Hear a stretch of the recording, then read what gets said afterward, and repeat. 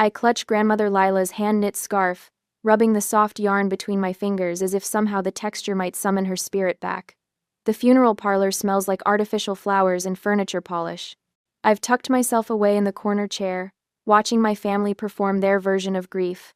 Mom dabbles at her eyes with a monogrammed handkerchief, letting out occasional theatrical sobs that echo against the mahogany paneling.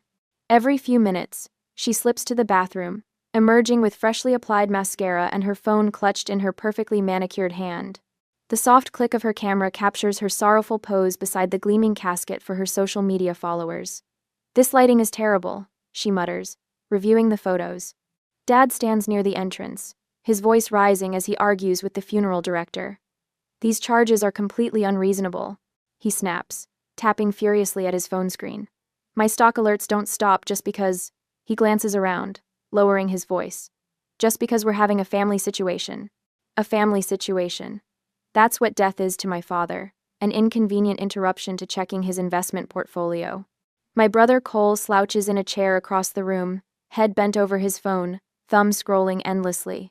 The glow from his cryptocurrency app reflects in his glasses. He hasn't looked up in 20 minutes, not even when distant relatives approach to offer condolences. I close my eyes and remember the weekends at Grandma and Grandpa's house. The smell of cinnamon rolls on Sunday mornings. Grandpa Walter teaching me to change the oil in his first delivery truck, his hands steady as they guided mine. "Hadley girl," he'd say. "Knowing how things work matters more than knowing how to buy new ones." A tear slides down my cheek. A real one. Later, we gather in Aaron Feldman's office. The family attorney's wood-paneled sanctuary lined with leather-bound law books and the faint scent of pipe tobacco. Mom immediately claims the central chair, arranging herself like she's posing for a portrait. Dad stands behind her, hands on the chair back, assuming the position of authority. "I was thinking we could list the Harbor House immediately," Mom says, inspecting her nails. "The market's peaking, and that view will fetch a premium. The boat should sell quickly too," Dad adds, nodding. "And those antiques." "Let's not get ahead of ourselves," Cole interrupts, actually looking up from his phone. "I've already got buyers interested in Grandpa's truck fleet. My startup could use that capital." Aaron clears his throat, silencing the vultures. He looks at me briefly, something unreadable flickering across his face. He pulls out a thick document, placing it deliberately on his desk. "As executor of Walter and Lila Monroe's estate," he begins, his voice formal, "I'm required to read their final wishes exactly as written." My family leans forward expectantly. Aaron adjusts his glasses and begins reading, his tone measured and precise. Legal phrases wash over us until he reaches the critical line. He pauses, takes a breath, and continues. "I hereby bequeath my entire estate, valued at approximately $31.5 million, to my granddaughter, Hadley Elizabeth Martin." The silence that follows feels like the moment before a storm. I blink, certain I've misheard. "The entire estate?" Dad repeats, his voice dangerously quiet. "There must be some mistake," Mom says, her social media smile vanishing. Cole stands abruptly. "What did you do?" he demands, glaring at me. "How did you manipulate them?" The accusation stings worse than if he'd slapped me. "I didn't." My voice catches. "I had no idea." Aaron raises his hand for silence, then reaches for his computer. "Walter and Lila anticipated your reaction. They prepared this." He turns the screen toward us. Grandma and Grandpa appear, sitting together on their porch swing. They look tired but resolute. "If you're watching this," Grandpa begins, "then our decision has come as a shock to some of you." Grandma's gentle voice continues. "Gregory, Serena, Cole, we've watched how you speak about us when you think we're not listening, how you plan for our money while we're still living." My throat tightens as memories flood back. Being dropped off at their modest-looking home, which apparently concealed millions while my parents attended networking events. Teenage me helping Grandpa maintain his small fleet of trucks that were apparently the foundation of a shipping empire. Grandma teaching me to bake, to garden, to live with purpose rather than pretense. "Hadley is the only one who ever loved us for ourselves," Grandma says, her eyes welling, "not for what we could give her." The video ends. Aaron closes his laptop with quiet finality. In the parking lot, Dad corners me against my car, his breath hot on my face. "You'll transfer control to me tomorrow," he says, voice low and dangerous. "You can keep 12%. "Darling," Mom coos, appearing at his side, Her concern as manufactured as her grief. This kind of money requires experience to manage. You simply aren't equipped. Cole looms behind them. Remember what family loyalty means, Hadley. Remember who takes care of who. I grip my keys tightly, feeling the metal bite into my palm. I need time to think. I manage, voice trembling but firm. Dad's face darkens. Remember who owns your apartment building, Hadley. Remember who can make one phone call and leave you homeless. They walk away, a united front of entitlement.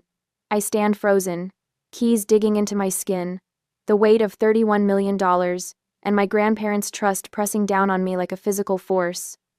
That night I pace my tiny studio apartment, panic clawing at my chest. Everything I own fits in this room. My life as a school counselor barely covers rent. I have no savings, no backup plan. I sink onto my bed, fingers still clutching Grandma's scarf, when a pounding at my door makes me jump.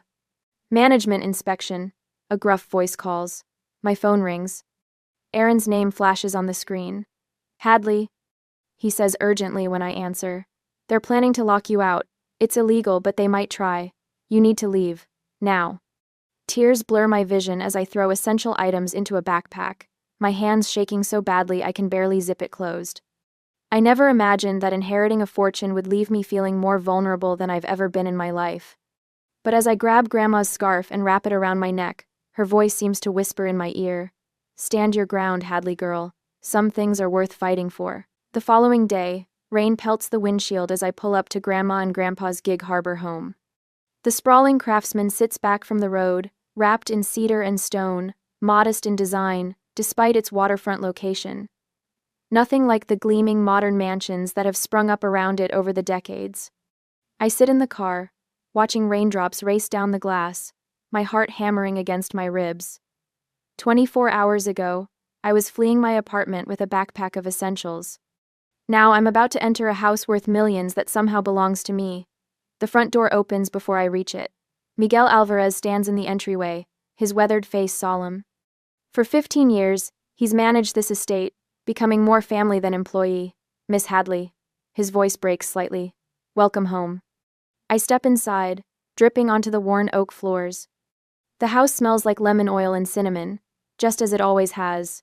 Your grandmother asked me to give you this. Miguel extends a small brass key. If things went this way. He leads me to Grandpa's study, where a heavy antique desk dominates the room. The key fits a bottom drawer, revealing a weathered leather journal bound with a faded ribbon. She said you would understand when the time came. Miguel squeezes my shoulder before leaving me alone. I curl into Grandpa's reading chair by the fireplace, tucking my feet beneath me as I open the journal. The first entry is dated 10 years ago. Gregory came today asking for another loan. Claimed his investment was guaranteed to triple within months. When Walter hesitated, he reminded us how expensive Cole's college tuition is becoming. We wrote the check. Walter suspects we won't see that money again. My stomach tightens. I flip forward several months. Gregory hasn't mentioned repayment. When I asked, he acted as if I'd forgotten he'd already repaid us. Walter says to let it go. It's only money, he says, but it's the pattern that worries me. I turn page after page, my fingers trembling. Serena brought designers to help update the house today. They measured rooms and took photos while she pointed out how tired everything looks. Later, I caught her photographing the silver service from Walter's mother. She jumped when she saw me, saying she wanted inspiration for her anniversary party decorations. The door creaks open. June Porter, housekeeper for over 20 years, enters with a tray of tea. Her eyes are red-rimmed. You're reading Mrs. Lila's journals. It's not a question. Did you know about all this?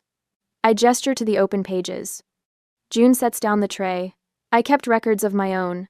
Mrs. Lila asked me to. She disappears, returning with a banker's box. Financial documents. Loan agreements your father never repaid. Startup proposals from your brother, all defaulted. She places a thick folder on top. And these are copies of property transfer documents your mother tried to get Miss Lila to sign 3 months before she passed. Claimed they were updated estate plans recommended by their advisor. I spread the papers across the desk. Thousands of dollars funneled to Dad's failing ventures. Cole's repeated requests for seed money that never produced results. Mom's attempted property transfers that would have quietly moved ownership before death. They were bleeding them dry. I whisper, For years, June confirms. Your grandfather insisted on believing the best of his son. Your grandmother was more clear-eyed. I find an entry from Christmas 2 years ago. Cole had too much wine at dinner. When he thought Walter and I had gone to bed, I overheard him telling Gregory, "When the old folks die, we're set for life." Gregory laughed. Our grandson laughed about our deaths. My throat constricts. I remember that Christmas I'd worked double shifts to afford the train ticket home. Mom complained about my shabby sweater at dinner while Cole showed off his new designer watch. The doorbell rings. June glances at her watch. That'll be Mr. Shaw and Miss Park. Marcus Shaw enters first, carrying a leather portfolio, his normally composed face tense. As Grandpa's financial advisor for 20 years, he's the only one who truly understood the extent of their wealth. "Hadley," he says, taking my hand, "I've brought the complete portfolio. You need to understand what you're protecting." Evelyn Park follows, her silver hair pulled back severely. Grandpa's business partner at Summit Freight for 3 decades, she carries a stack of company records. Summit employees are reporting strange visitors, asking questions about shipping routes and client contracts. She says without preamble, "Someone's digging." Aaron arrives last, legal documents tucked under his arm. "I've prepared preliminary protective measures. We need to move quickly." They gather around the dining room table, forming a circle of protection I never knew I'd need. Each brings a piece of the puzzle, revealing the empire my grandparents built and how methodically my family has tried to dismantle it. My phone buzzes. Dad's voice fills the speaker when I play the voicemail. "You have no idea what you're up against, Hadley. This can still end with everyone happy, or it can get very ugly. Your choice." While we're strategizing, the doorbell rings again. A courier delivers a manila envelope with no return address. Inside are my childhood photos with faces crossed out in red marker. "This is escalating quickly," Aaron says, bagging the photos as evidence. "Summit employees are reporting strange visitors. Your brother has started posting about your mental instability online. Your mother has called your workplace with family concerns." My hand shakes as I set down my teacup. What do we do? "File for emergency protective orders," Aaron says, pulling out prepared documents. "The evidence is overwhelming. Judge Carter will approve them immediately." "There's something else," June says. "Miss Lila set aside the cottage in Port Orchard in a separate trust. It's not part of the main estate. Somewhere safe if you need it." I think about my students, the kids who count on me showing up every day. I'll need to take a leave of absence from work. The weight of it all suddenly crashes down. I walk to Grandma's garden, now glistening with rain. Her roses will bloom soon without her to see them. "I never wanted their money," I whisper to the wet earth. "I just wanted them." But as I look back at the house where my unexpected allies wait, I realize Grandma and Grandpa gave me more than money. They gave me the truth, and people who will help me protect it. 3 days into my new old home, my morning coffee goes cold as I stare at the newspaper. The headline glares back. "Family Contest Suspicious Inheritance." My hand trembles as I scan quotes from unnamed family sources, claiming Grandma Lila suffered from diminished capacity during her final months. "They're really doing this," I whisper to the empty kitchen. My phone buzzes with a text from Aaron. "Gregory filed an emergency petition with the court. Claims Lila was mentally incompetent when signing the will. Call me," claims Lila. Before I can dial, a notification pops up. Mom's smiling face fills my screen, a screenshot from the local morning show where she dabbed theatrical tears while describing her concerns about elder exploitation. The caption reads, "Heartbroken daughter speaks out about suspected elder abuse." The walls of Grandpa and Grandma's house, my house, now seem to press inward. I set the phone down, breathing deeply the way I tell my students to when anxiety overwhelms them. Miguel knocks gently before entering. "Miss Hadley, you should see this." He hands me his tablet, open to a social media page Cole created overnight. "Justice for the Monroe Legacy." Already 400 followers. People I've known my entire life commenting about their concerns. "Summit Freight called," Miguel adds, his weathered face solemn. 3 clients received anonymous letters, questioning the company's stability. They're attacking from every angle. My voice sounds distant, unfamiliar. "Your grandfather anticipated this." Miguel gestures toward the study. "Perhaps it's time you saw his business journals." In the oak-paneled study that still smells faintly of Grandpa's pipe tobacco, I open the leather-bound journal from 1987, the year Summit Freight nearly went bankrupt during the recession. Grandpa's neat handwriting fills the page. Third bank rejected our loan application today. Lila says we should sell the house. I won't risk our home. When everyone says you'll fail, that's when you find your backbone. Tomorrow I'll speak with the drivers about a temporary pay arrangement until we weather this. I touch the page, feeling the indentations his pen made decades ago. The words blur as tears well up. There's more, Miguel says, opening Grandma's desk drawer. He removes a small USB drive. Mrs. Lila installed security cameras last year. She never told your parents. On Grandpa's computer, I watch footage dated the day of the funeral. Dad and Cole, methodically moving through rooms, checking values on their phones, wrapping smaller items in their coats before leaving. Mom photographing silver and antiques, wiping away fake tears between shots. They were stealing, I whisper, while pretending to grieve. Mrs. Lila knew. She kept records of everything. The security system chimes, interrupting us. Miguel checks his phone. They're at the gates, all of them. My heart hammers against my ribs as I move to the front window. 3 vehicles idle outside the wrought iron gates. Dad's Mercedes, Mom's Range Rover, Cole's Tesla. Should I call Aaron? Miguel asks. I straighten my shoulders, remembering Grandpa's words. Finding your backbone. No, I'll handle this. The intercom crackles. Dad's voice, professional and commanding. Hadley, open the gates. We're here to collect family heirlooms that rightfully belong to all of us. I press the speaker button. I'll meet you at the front steps. Summer sun beats down as I stand alone on the wide limestone steps. The gates swing open automatically. I want witnesses to whatever happens next. Dad strides forward first, briefcase in hand, expression controlled but eyes flickering with calculation. Mom follows, camera ready in a tasteful black dress, while Cole lingers slightly behind, shoulders hunched. This has gone far enough. Dad announces, projecting his voice like he's addressing a boardroom. We're here for great-grandmother's silver service and the Tiffany lamps to start. For that. Those items were specifically listed in the will as part of my inheritance, I say, my voice steadier than I feel. A will we're contesting, Mom interjects, her practice concern slipping. Sweetheart, you're in over your head. Let us help manage things until the courts sort this out. Cole steps forward suddenly, attempting to move past me up the stairs. I'll just grab my stuff from my old room while we're... He freezes as lights flash and a low hum fills the air. The new security system Aaron installed activates, red indicator lights blinking along the perimeter. Trespassing prevention measures, I explain quietly. The property is now monitored by multiple cameras streaming to a secure server. Mom gasps dramatically, clutching her chest before slowly sinking onto the manicured lawn. My own daughter, treating family like criminals. The crunch of gravel announces new arrivals.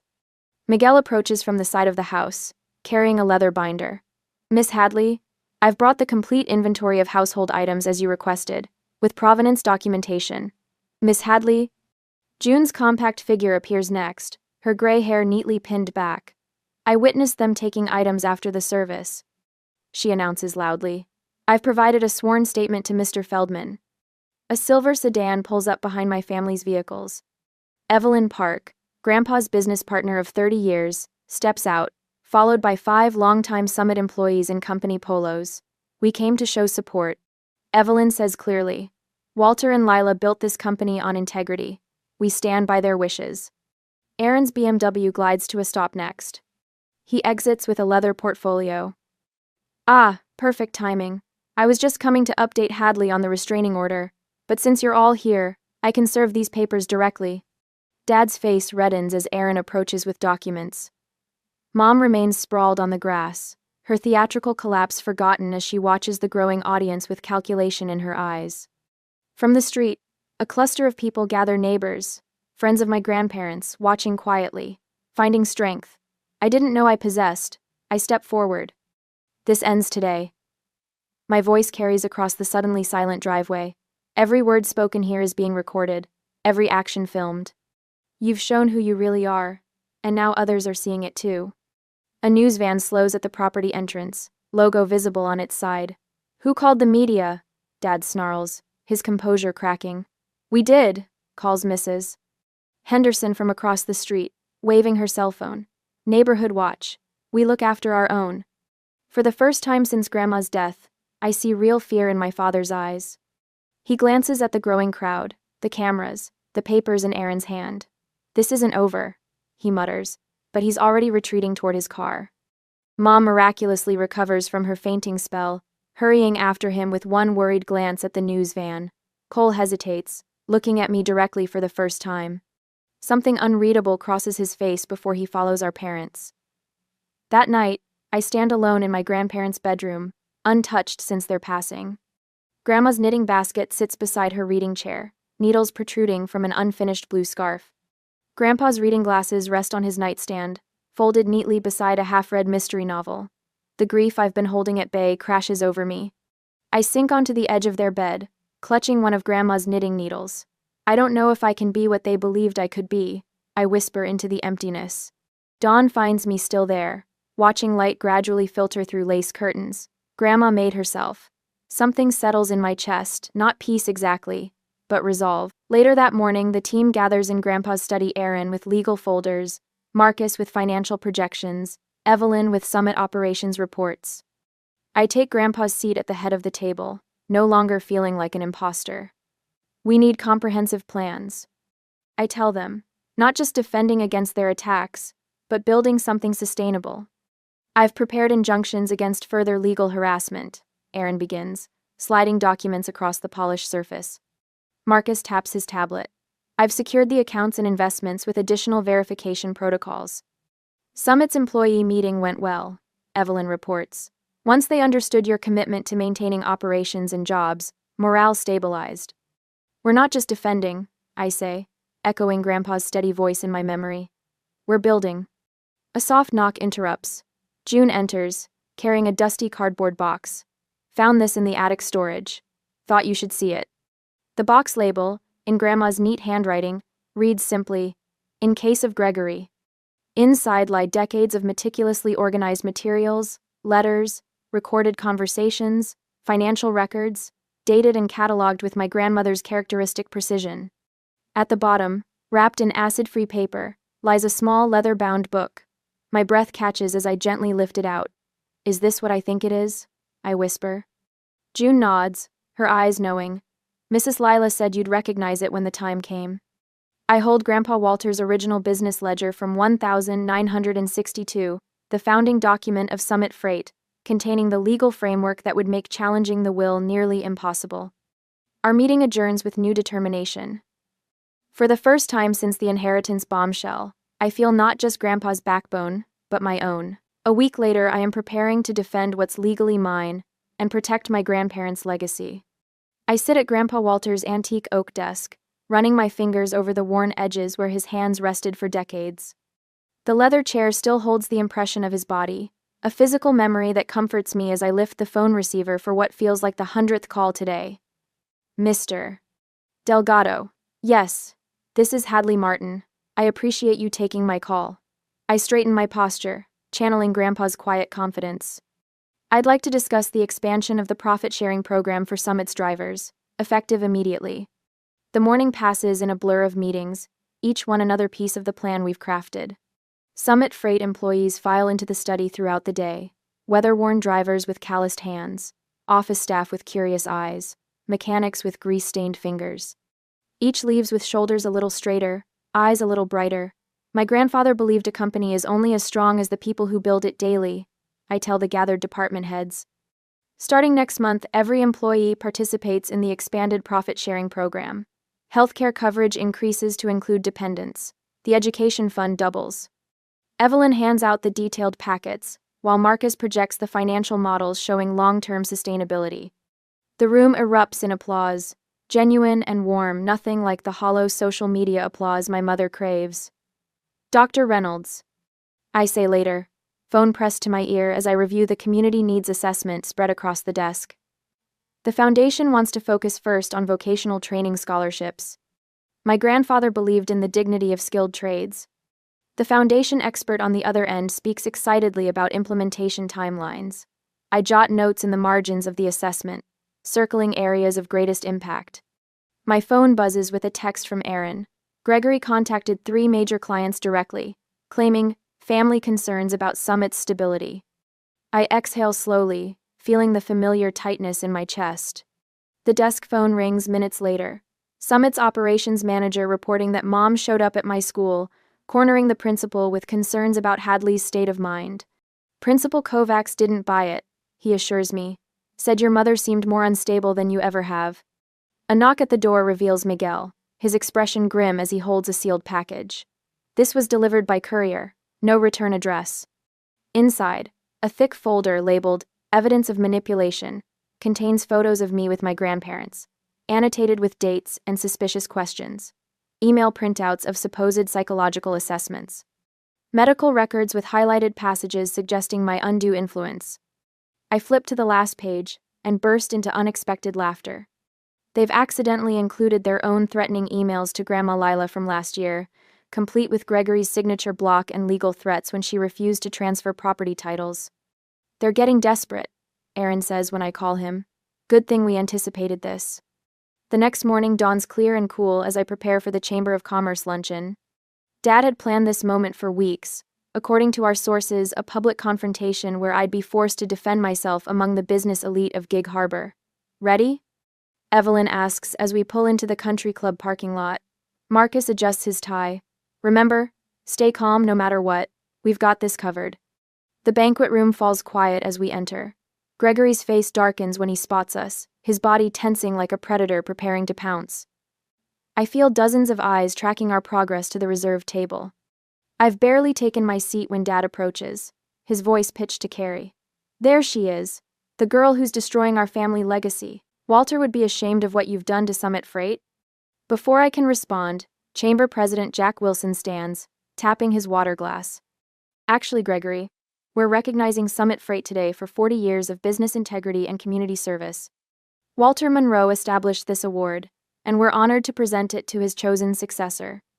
The room erupts in applause as Jack gestures for me to join him at the podium. My legs feel wooden as I rise, acutely aware of Dad's reddening face and Mom's frozen smile. My grandparents built Summit Freight on 2 foundations. I say, accepting the Crystal Award, excellence in service and investment in people. Their legacy isn't measured in dollars but in lives improved. The standing ovation washes over me in waves. Former drivers share stories of Grandpa helping them through tough times. Charity directors praise Grandma's quiet generosity. The community college president announces the new vocational scholarship program, funded by the Monroe Foundation. Later, Aaron's press release detailing Summit's employee protections makes the evening news, alongside statements from June and Miguel about my parents' treatment of my grandparents in their final years. The effects ripple through town like stones dropped in still water. Gregory's business partners request distance. Mom's social circle excludes her from fundraising galas. Cole's startup investors withdraw after learning of the pattern of financial manipulation. The country club board puts their membership under review. I refuse every interview request, every opportunity to criticize them publicly.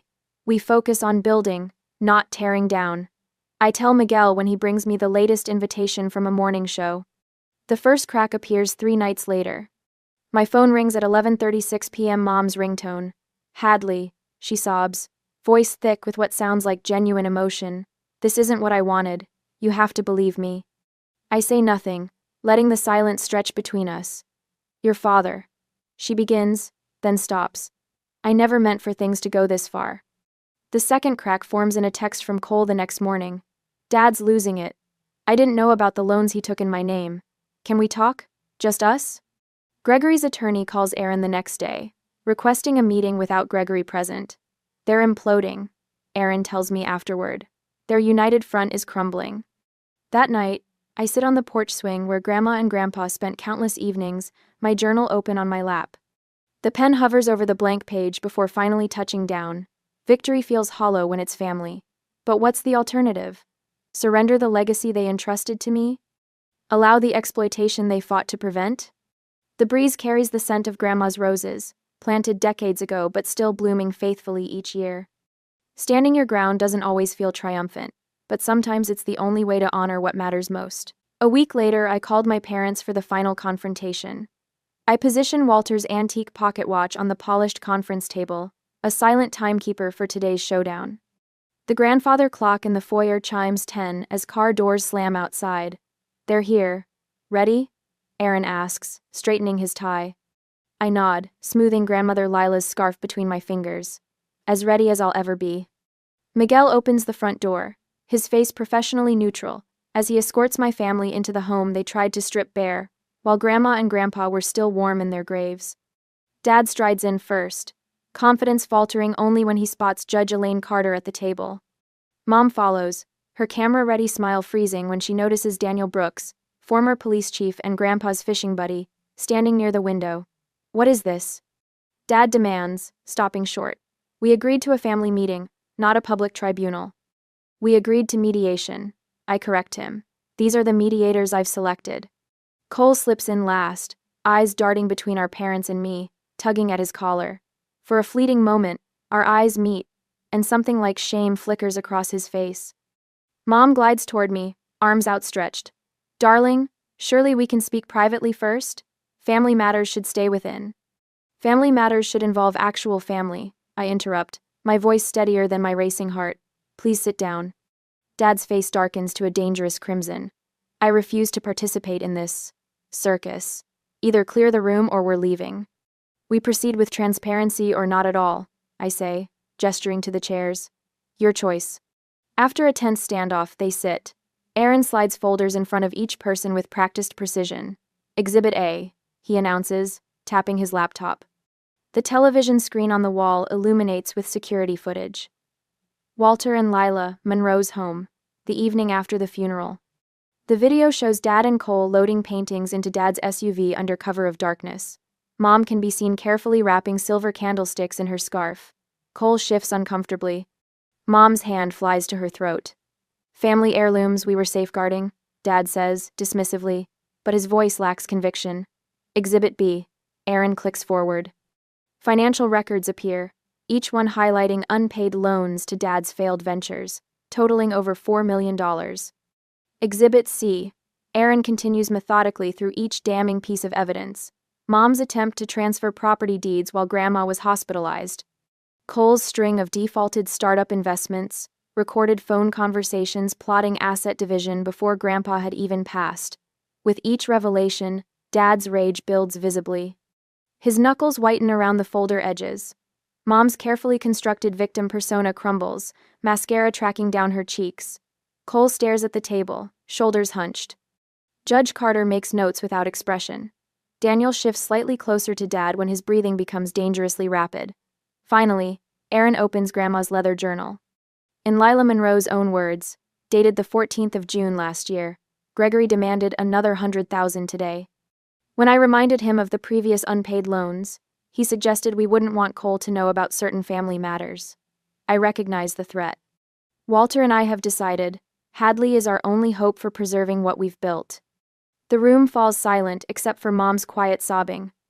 You manipulated them, Dad accuses, his voice trembling with fury. You turned them against us. No, I reply, my calm surprising even me. Your own actions are speaking for themselves. I slide a document forward. This is my offer. A small trust fund for each of you, conditional upon returning all items taken from this house, and ceasing all communication attempts with me, or anyone associated with Summit Freight or the Monroe Foundation. Dad laughs bitterly. Or what? Or I press charges for theft, elder abuse, and attempted fraud, I answer. All documented in triplicate, and witnessed by a sitting judge and former chief of police. You've turned everyone against us. Dad explodes, slamming his fist on the table. No, Dad, I say, meeting his eyes directly. Your own actions have done that all by themselves. The grandfather clock ticks loudly in the silence that follows. 10 minutes pass before Dad snatches the pen Aaron offers. The scratching of signatures feels like closing a book. As they leave, Cole hesitates at the doorway, looking back with an expression I can't quite read. For a moment, I think he might stay, might choose differently. Then Dad barks his name, and he follows them out. When the door closes, I exhale shakily. Aaron squeezes my shoulder. Judge Carter nods with approval. Daniel's weathered face breaks into a smile. Walter would be proud, he says quietly. Standing your ground isn't about being the loudest voice in the room. It's about knowing when enough is enough. I touch Grandma's scarf, still wrapped around my neck. I never wanted their money, I whisper. I just wanted to be family. I know, Aaron says. That's exactly why your grandparents trusted you with everything they built. Outside, engines start, car doors slam, they drive away, and something in me knows it's for the last time. I am my grandparents' legacy now, not their money, their values. And some boundaries, once set, must never be crossed again. 6 months after the final confrontation, I still arrive at school by 7:30, my counseling office, a sanctuary of listening ears and steady advice. The brass nameplate Hadley Martin, student counselor, remains the title I cherish most, despite the trust documents bearing words like executor and beneficiary. This morning, a small clipping from the business section sits on my desk. Summit Freight announced record profits under its new employee ownership model. Walter's trucks still rumble through town, but now 68 drivers have stakes in their futures. Miss Martin? My assistant pokes her head in. Your foundation guests are here. The Lila and Walter Monroe Foundation exists on paper and in $12 million of carefully allocated funding, but today marks something more tangible: our first scholarship recipients. 5 students wait nervously in the conference room, clutching acceptance packets. Their eyes widen as I explain how the Vocational Training Fund works: full tuition, living stipends, and guaranteed apprenticeships. My grandparents believed in building things that last. I tell them, now you're part of that legacy. Later, I drive the familiar road to the harbor house. The property feels different now, lighter somehow, as if the weight of secrecy has lifted. I park beside Evelyn's sensible sedan and Marcus's old Volvo. Inside, the dining room table that once witnessed my family's greed now hosts a celebration. June sets out Lila's china, while Miguel arranges Walter's prized chess set nearby. Remember our first meeting here? Aaron asks, helping with water glasses. You could barely speak without trembling. Hard to believe that was the same person who stared down Gregory Martin at the gates. Evelyn laughs. I run my fingers along the table's edge, remembering. Same house, same people, different Hadley. We toast with sparkling cider when Marcus announces the Foundation's first major project, a 3D printing laboratory for the community college's technical program. Lila and Walter would be so proud of what you've built, Miguel says, his eyes misting. That night, I flip through my therapy journal, tracing the path from panic attacks to purpose. Pages filled with grief exercises give way to recipes June has taught me from Lila's collection. Notes on Walter's favorite chess openings occupy margins near pressed flowers from the cottage garden. The old cat, Professor, finally allows me to stroke his ears as he settles on Lila's favorite chair. 6 months ago, he hissed whenever I entered the room. Progress comes in many forms. My phone buzzes with a familiar area code. Gregory's business has finally collapsed, and he needs a small bridge loan. 3 hours later, Serena emails her application for the Foundation's board of directors. Before bed, Cole texts about his newest startup. This one is different, I swear. The pattern remains unchanged. My response does too. Polite, firm refusal. On my 30th birthday, I'm surprised by a gathering at the cottage. No extravagant gifts, just thoughtful tokens, a vintage edition of my favorite book, Seeds from June's Garden, a handmade scarf. Evelyn raises her glass.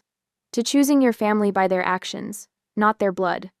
Aaron updates us on the permanent legal protections now in place, while Marcus outlines the Foundation's growing community impact. The following Tuesday, a sophomore sits in my office, describing family pressure that echoes my past. They say I owe them, she whispers, that everything they've done was for me. I listen with understanding born from experience.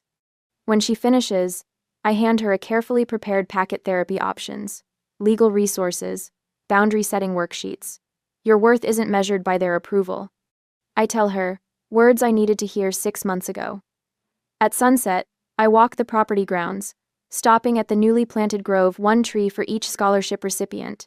A small bench bears a simple plaque: Legacy Lives Through Love, Lila and Walter.